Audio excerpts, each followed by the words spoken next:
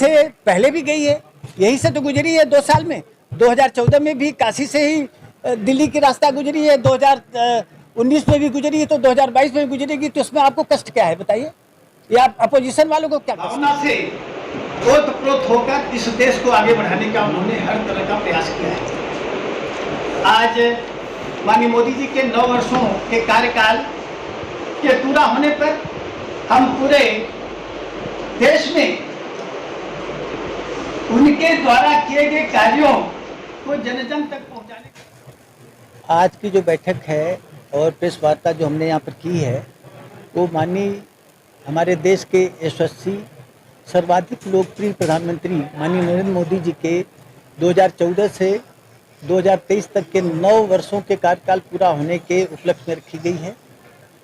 हम लोगों ने माननीय मोदी जी द्वारा देश के विकास के लिए, देश को आत्मनिर्भर बनाने के लिए, देश में जितनी भी मरीजों गरीबी है उसको दूर करने के लिए, और यहाँ तक कि मेडिसिन सस्ते से सस्ते दामों पर मिल सकें, जेनरिक मेडिसिन अभी 50% लो पर हो गई हैं।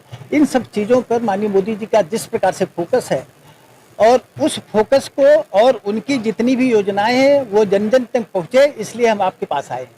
जिस तरह से देखा जा रहा है, कांग्रेस के सांसद भी आए हुए हैं बनारस, और वाराणसी आते ही उन्होंने बोल दिया कि 9 साल में उन्होंने सवाल खड़े कर दिए। उन्होंने बोला कि 9 साल 9 सवाल उन्होंने अपनी तैयार कर ली कांग्रेस की तरफ से। और एक और भारतीय जनता पार्टी आपका कहना है कि 9 साल बेमिसाल 9 साल बेमिसाल है, ये आप भी देख रहे हैं, हम भी देख रहे हैं।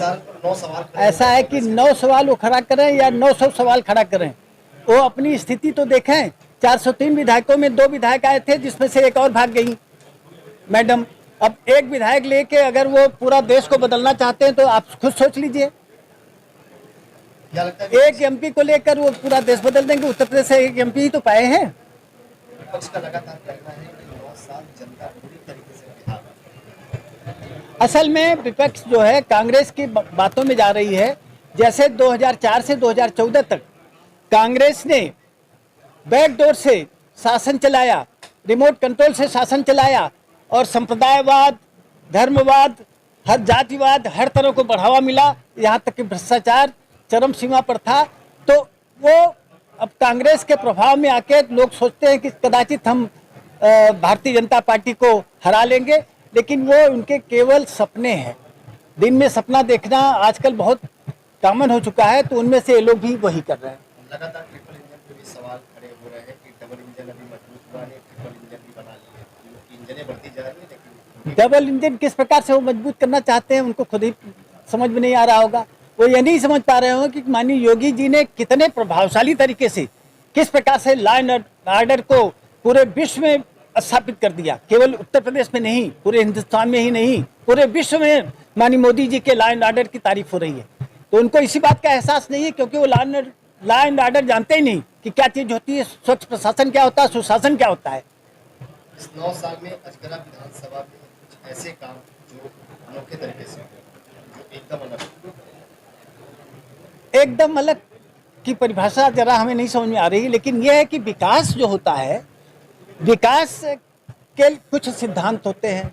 जैसे सड़क है, आपको अगर हाईवे बना के हम दे दें, एक्सप्रेस वे बना के दे दें, 4 लेन की दे दें, 6 लेन की दे दें, 2 लेन की दे दें, तो आपकी फर्राटे से गाड़ियाँ चलेंगी, उससे ईंधन की बचत होगी, उससे सामान जल्दी पहुँच सकेगा।